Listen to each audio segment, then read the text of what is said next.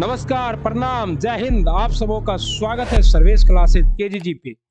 देखिए साथियों, अभी जो बिहार शिक्षक बहाली को लेकर जो सुप्रीम कोर्ट में जो एसएलपी दायर किया गया है बिहार सरकार द्वारा, उस एसएलपी की हर बात, हर बारीक खबर निकल कर सामने आ गई है। और बिहार सरकार ने जो मुद्दा रखा है पूरा का पूरा बीएड वालों के पक्ष में, जो 16 पॉइंट दिए गए हैं, वो सारा पॉइंट भी अब आपके सामने है। और जब मैं एक नन्हा सा छोटा सा प्यारा सा यूट्यूबर हूं और मैंने उन हर पॉइंट को काट दिया, किसी पॉइंट में दम नहीं है, तो फिर सुप्रीम कोर्ट में कैसे बीएड के साथियों का विजय होगा।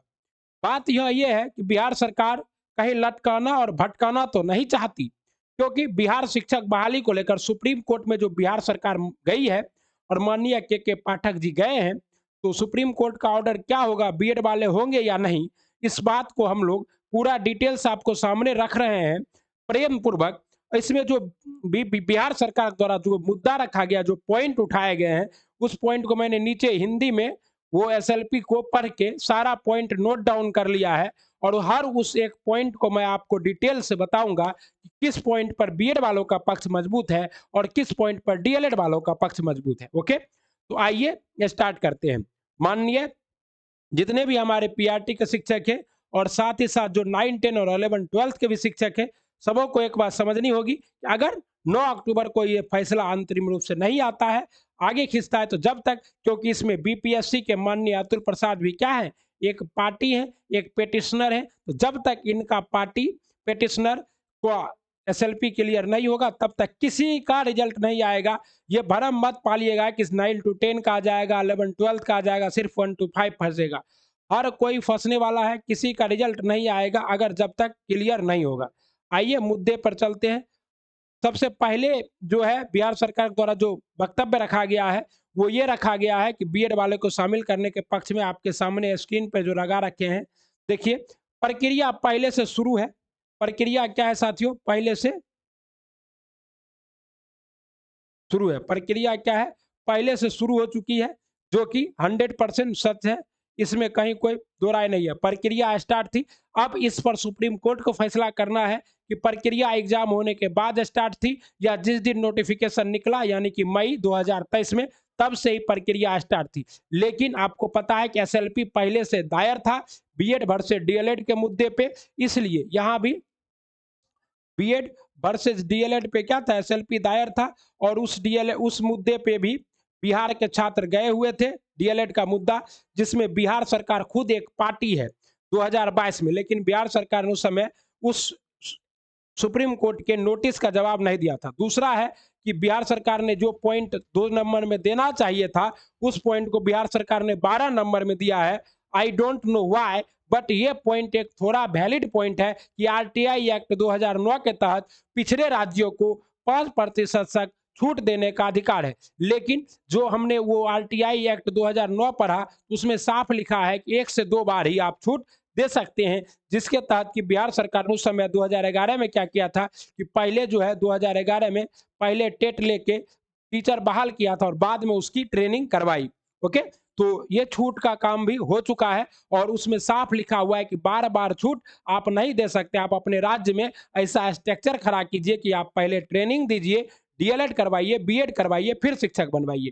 तो आरटीआई एक्ट 2009 में जो बिहार सरकार और पश्चिम बंगाल सरकार ने विशेष रूप से छूट मांगा था, उस छूट का दायरा भी समाप्त होते नजर आ रहा है। ये पॉइंट वैलिड है बीएड वालों के पक्ष में और ये पॉइंट भी वैलिड हो सकता है। लेकिन अब देखिए, डीएलएड की संख्या पर्याप्त नहीं है। ये क्या है, ये दूसरे नंबर में लिखा गया है बिहार सरकार द्वारा कि डीएलएड की संख्या ही पर्याप्त नहीं है, जबकि माननीय अतुल प्रसाद ही बार बार बोल चुके हैं कि 3,90,000 या 3,80,000 क्या है, बीएड के अभ्यर्थी हैं, मतलब पीटीसी छात्र हैं। ओके, मतलब साफ है कि अब इसको प्रूव करना होगा सुप्रीम कोर्ट में, किसे, माननीय पीके शाही जी को, जो कि बिहार सरकार की तरफ से वकील बनकर जाएंगे। उनको ये बताना होगा कि कैसे डीएलएड की पर्याप्त संख्या नहीं है, क्योंकि डीएलएड के जो पक्षकार गए हैं, वो तो एक शब्द में कहेंगे कि डीएलएड की पर्याप्त संख्या है, मात्र 70,000 सीट है और 3,90,000 डीएलएड अभ्यर्थी हैं। छात्र शिक्षक अनुपात कम होगा, तो छात्र शिक्षक अनुपात कम होगा, तो वाई कम होगा। क्यों कम होगा? ये जिम्मेदारी तो बिहार सरकार की है कि आप इतने दिन से शिक्षक की बहाली क्यों नहीं करवा रहे थे? आपको करवाना चाहिए था। आप 2017 के बाद 18 के बाद बहाली ही नहीं करवा रहे थे। ओके, इस वजह से छात्र शिक्षक अनुपात कम होगा। बीएड वाले को बाहर करने का ये जो पक्ष में है, ये भी क्या है, बीएड वालों के पक्ष में ये दोनों नजर नहीं आ रहा है। बीएड के बिना प्रक्रिया बाधित होगी। बिहार सरकार का एक तर्क है कि बीएड को अगर हम लोग आउट कर देंगे तो इससे क्या होगा, जितने भी हमारे बीएड के भाई हैं, बीएड वाले अभ्यर्थी, वो सुप्रीम कोर्ट जाएंगे, हाई कोर्ट जाएंगे और प्रक्रिया क्या होगी, लटक जाएगी, बाधित होगी। इस पे भी सुप्रीम कोर्ट निर्णय दे सकता है कि इस मुद्दे पर अब कोई भी एफआईआर दर्ज नहीं होगा, खास करके बीएड वर्सेस डीएलएड के मुद्दे पे। तो ये एक तर्क है। ओके, प्रक्रिया पूर्ण हो चुकी है, ऐसा कहा गया है, प्रक्रिया पूर्ण हो चुकी है, परीक्षा का एडमिट कार्ड आ गया, तो ये कहीं से भी उचित नहीं है। प्रक्रिया क्या है, अभी आधी अधूरी है और पीआरटी में तो खास करके कुछ नहीं हुआ है। देखिए, प्रक्रिया पूर्ण होने के कगार पे है और अगला पक्ष दिया है कि डॉक्यूमेंट वेरिफिकेशन हो गया है, जबकि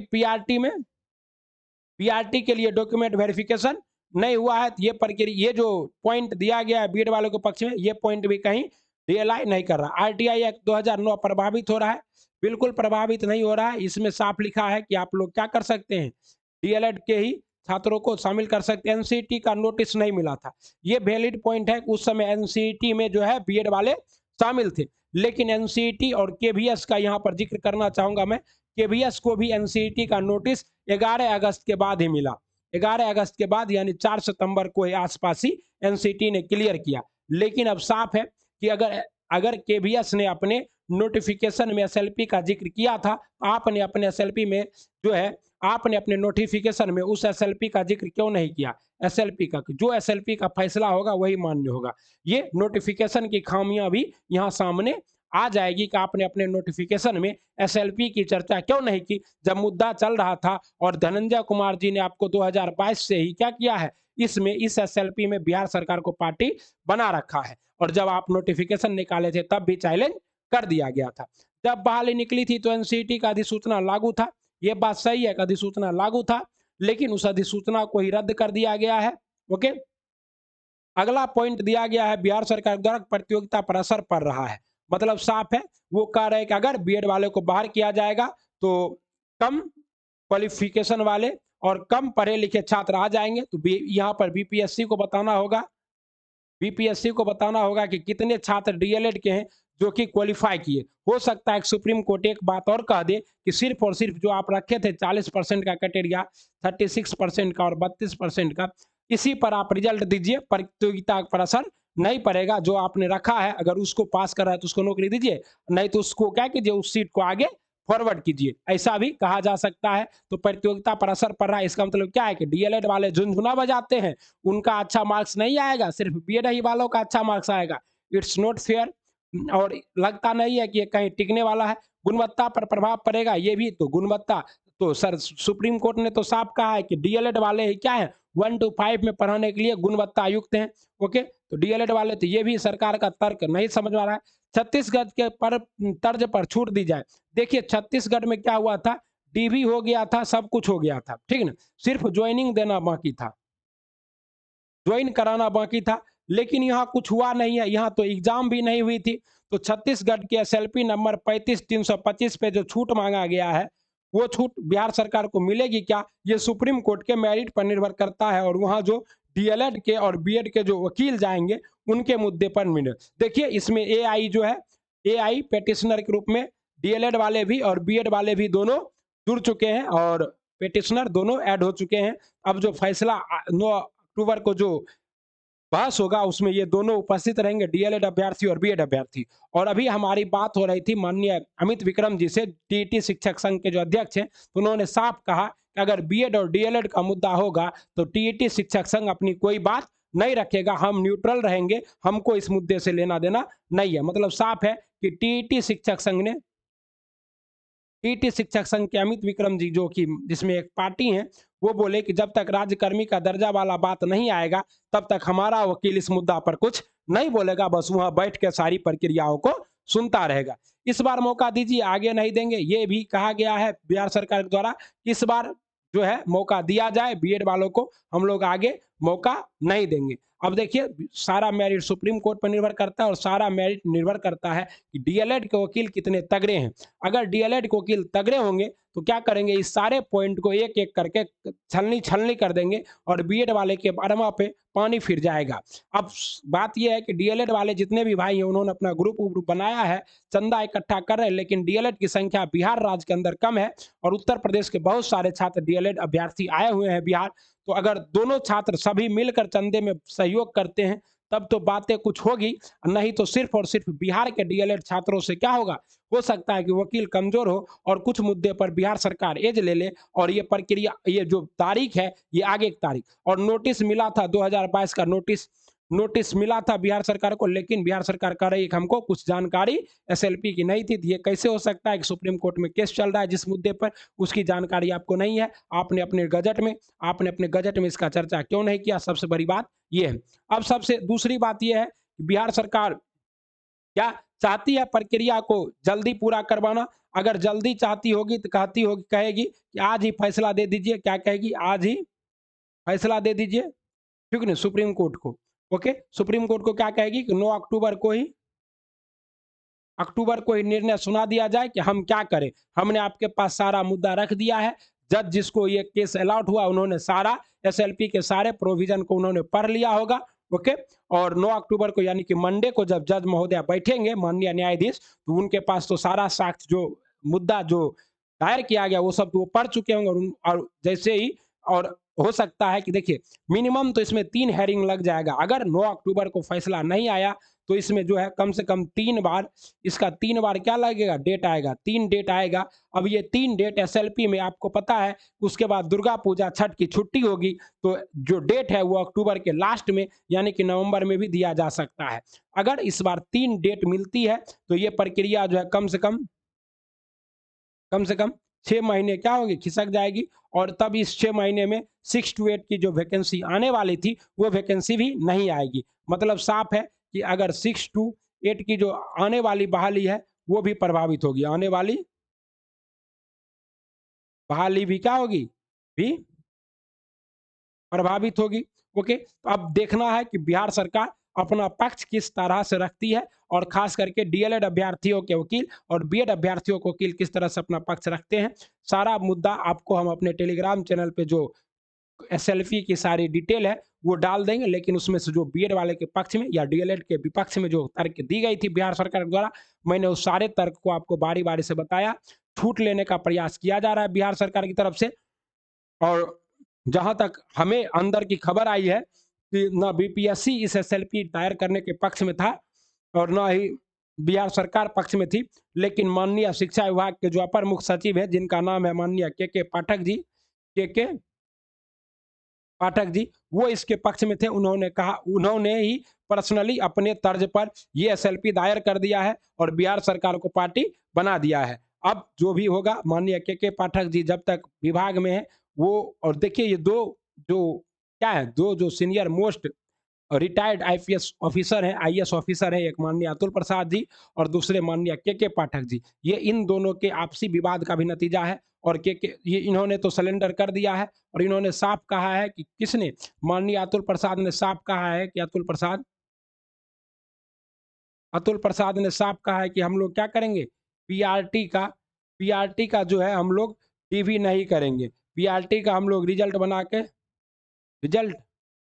बनाकर क्या करेंगे, शिक्षा विभाग को दे देंगे, शिक्षा विभाग को। और इसका डीवी कौन करेगा, इसका डीवी करेगा शिक्षा विभाग। अब शिक्षा विभाग इसका डीवी करेगा तो फिर क्या बीपीएससी इतना फेयर, नेट एंड फेयर हो पाएगा, क्या होगा, बातें सब आपके सामने आएगी। धीरे धीरे मैं हर बातों को आपके सामने रख रहा हूं, अंदर की खबर है कि, और अगर 9 अक्टूबर को फैसला आ जाता है, एक हेयरिंग में फैसला वैसे अमूमन नहीं आता है, लेकिन बात यहाँ ये है कि 11 अगस्त को निर्णय आ चुका है, इसलिए उम्मीद है कि 9 अक्टूबर को निर्णय आ जाए। लेकिन अगर तीनों वकील बोलना चाहेंगे, डीएलएड के, बीएड के और सरकार के, तो 3 हेयरिंग तो कम से कम लगेगी ही लगेगी। और जब 3 हेयरिंग लगेगी तो प्रक्रिया कम से कम 3 माह डिले होगी ही होगी। मतलब जिनका भी सपना था कि 2023 में शिक्षक बनने का, अब वो सपना 2024 की ओर मूव करता हुआ मेरी नज़रों में तो ये चश्मे से मुझे तो ऐसा ही नज़र आ रहा है। अब आपको क्या नज़र आ रहा है? आप क्या सोच रहे हैं? आपको क्या लगता है? ये आप लोग हमें कमेंट बॉक्स में ज़रूर बताइएगा। और सबसे बड़ी बात है कि 4 सितंबर का जो पटना हाई कोर्ट का जस्टिस पटना हाई कोर्ट का जो फैसला है, हाई कोर्ट का फैसला, उसको भी क्या किया गया? उसको भी नत्थी किया गया है, मतलब जोड़ा गया है इसमें, जोड़ा गया है किसमें? इस एसएलपी में। तो पटना हाई कोर्ट में जो 4 सितंबर को जो फैसला आया, वो फैसला मैंने आपको डिटेल से बताया है। उसमें फैसला एक तो था आपका किसके लेकर? राज्यकर्मी का दर्जा लेकर, और दूसरा डीएलएड और बीएड के पक्ष में। तो डीएलएड और बीएलएड के पक्ष में डीएड, बीएड वर्सेज बीटीसी के पक्ष में जो हाई कोर्ट है उसने कमेंट करने से मना कर दिया और बोला कि सुप्रीम कोर्ट का फैसला लागू होगा। लेकिन अगर इसमें कहीं राज्यकर्मी का पेच है, तब तो भैया अमित विक्रम भैया बोल रहे थे, जो कि टीईटी शिक्षक संघ के अध्यक्ष हैं, वो अभी बोल रहे थे कि अगर इसमें राज्यकर्मी के दर्जा पे क्या हो, कोई भी मुद्दा फंसेगा तो इसको खींच मारेंगे हम, और पूरा जबरदस्त बहस करेंगे और सुप्रीम कोर्ट से ही राज्यकर्मी का दर्जा बनने का केस जीत कर आएंगे। तो उम्मीद कीजिए कि इसमें राज्यकर्मी वाला मुद्दा ना डाला गया हो, राज्यकर्मी वाला मुद्दा ना डाला गया हो। अगर राज्यकर्मी वाला मुद्दा डाला जाएगा बहस के दौरान पीके साई के द्वारा, तो फिर मामला अधर में लटक जाएगा और फिर आप लोग और हम लोग जो भी शिक्षक अभ्यर्थी वो कब शिक्षक बनेंगे, ये क्या होगा? दूर की कौड़ी नजर आएगी। और फिर बीपीएससी टीआरई 2.0 की वैकेंसी भी नहीं आएगी, और माननीय अतुल प्रसाद का टेन्योर भी शायद अगले साल पूरा होने वाला है, वो चले जाएंगे। तो फिर कोई नया चेयरमैन आएगा, और फिर वो नया चेयरमैन कितना पारदर्शी होगा ये तो वक्त बताएगा। तो सब कुछ वक्त के आगोश में छिपा हुआ है आपका और आपके अपने परिवार का भविष्य, बीएड छात्रों का भविष्य, डीएलएड छात्रों का भविष्य। देखिए, बात यहाँ ये है कि सरकार कह रही है कि इस बार मौका दीजिए, फिर नहीं देंगे, लेकिन कभी ना कभी तो मौका रोकना ही होगा। बीएड वालों के लिए अभी अच्छा चांस है कि स्टेट एग्जाम हुआ है, उसके बाद सीटेट 6 to 8 का एग्जाम हुआ है, और अब बहाली भी आने वाली है। तो उम्मीद करते हैं कि जो भी हो 9 अक्टूबर को ही क्लियर हो। लेकिन मुझे जहां तक उम्मीद है, मैं देखिए, मैं क्या हूं, मैं एक जो है बाबा टाइप का आदमी हूँ। मैं जो भी बोलता हूँ 100% सत्य ही हो जाता है। तो मैं जहां तक जान रहा हूँ, मैं बोलता हूँ 100% जो चांस है वो 9 अक्टूबर को फैसला नहीं आएगा। 9 अक्टूबर को फैसला नहीं आएगा। मुझे ऐसा लग रहा है, मेरा गेस सेंस का रहा है, एक दिन में जो है सुप्रीम कोर्ट एसएलपी तसएलपी कोई भी मुद्दा हो, उसके पास बहुत सारा केस रहता है। मैक्सिमम वो हेयरिंग करेगा तो 1 आवर करेगा, 1 आवर से ज्यादा सुप्रीम कोर्ट हेयरिंग नहीं करेगा, या हो सकता है 2 आवर करे। ये कोई लोअर कोर्ट तो है नहीं कि 2 घंटा 4 घंटा सुन लेगा, 1 से 1.5 घंटा तक ही बहस होगी, और 1 से 1.5 घंटा में सभी पक्ष अपना बात रख पाएंगे या नहीं रख पाएंगे, ये सुप्रीम कोर्ट के जज के मेरिट पर निर्भर करता है। अभी क्या है कि जज आज शाम में डिसाइड हो जाएगा, जज डिसाइड हो गया है, लेकिन जज कौन है इसके बारे में जो है अभी वेबसाइट पर नहीं आया है। तो जैसे ही वेबसाइट पर आएगा माननीय जज के बारे में, तो हम बताएंगे कि न्यायाधीश कौन है। अगर मान लीजिए वही न्यायाधीश है तिग्मांशु धूलिया और संजय करोल जो थे, अगर वही है, तब तो इसको हो सकता है कि 9 अक्टूबर को भी फैसला आ जाए। अब आप लोगों को क्या कहना है इन सभी बातों को देखकर? आपको क्या लगता है, सरकार मुद्दा को लटकाने गई है, भटकाने गई है, या आपको शिक्षक बनाने गई है? आप लोगों को अब बातें सब समझ में आ गई होगी। सरकार क्या चाहती है? सरकार नौकरी देना चाहती है या लटकाना भटकाना चाहती है? देखिए, चुनाव का साल है, लटकाने का पक्ष मतलब सरकार का भी तो इरादा नहीं था, लेकिन जब ज्यादा कहते ना है, जब ज्यादा क्या हो, ज्यादा मतलब विवाद हो, तो उसको क्लियरफाई कर लेना चाहिए। ठीक ना? तो ठीक है, अब हम लोग मिलते हैं अगले वीडियो में। आप लोग इसको देखते रहिए और हमें बताते रहिए कि आपको हमारा वीडियो कैसा लगा, आपने इससे क्या सीखा। ओके, तो और हाँ, अब सुप्रीम कोर्ट में क्या होगा, ये सारा कुछ 9 अक्टूबर के फैसले पे टिका है। हम लोग भी 9 अक्टूबर तक इंतजार करते हैं, आप भी 9 अक्टूबर तक इंतजार कीजिए, और हर आदमी अपने अपने इष्ट देव से आराधना कीजिए कि जो भी फैसला हो 9 अक्टूबर को ही आ जाए। लंबा ना खींचे, चाहे जिसके पक्ष में हो, डीएलएड के पक्ष में हो, बीएड के पक्ष में हो, जो भी हो, सारा कुछ 9 अक्टूबर की हो जाए, ताकि एक बात हो कि बच्चे जो कि पास कर रहे हैं, जिनका अच्छा नंबर आ रहा है, वो शिक्षक बन जाए, उनके घर में क्या हो, खुशी का माहौल हो, दिवाली अच्छे से मने, मिठाई बांटी जाए। ओके, चलिए मिलते हैं अगले वीडियो में। तब तक आप लोगों से हाथ जोड़ के निवेदन है कि कंटेंट अगर अच्छा लग रहा है तो वीडियो को लाइक सब्सक्राइब शेयर कर लीजिएगा, क्योंकि हम आपका छोटा भाई बहुत मेहनत कर रहे हैं आपके लिए। और हमने जब पढ़ाया था तो 55+ बॉयज में और 75% गर्ल्स में हमारा पढ़ाया हुआ 1 to 5 में आया था, और अब बारी है 6 to 8 की, और वहां भी हमारा पढ़ाया हुआ ही आएगा। हम सिर्फ और सिर्फ 6 to 8 के लिए ही प्रतिबद्ध हैं। हम 9, 10, 11, 12 में कहीं इंटरफेयर नहीं करेंगे, वो हमारा क्षेत्र भी नहीं है। लेकिन 6 to 8 और 9, 6 to 8 और 11, 12 में 6 to 8 में हम वही आएगा जो हम पढ़ाएंगे। वीडियो को क्या करना है देख लीजिए, ये जो चैनल है आपके सामने जो दिख रहा है, service classes KGG, hit the target, easy to learn, like subscribe करना है और शेयर कर देना अपने प्यारे दोस्तों को। जय हिंद, प्रणाम, मिलते हैं अगले वीडियो में।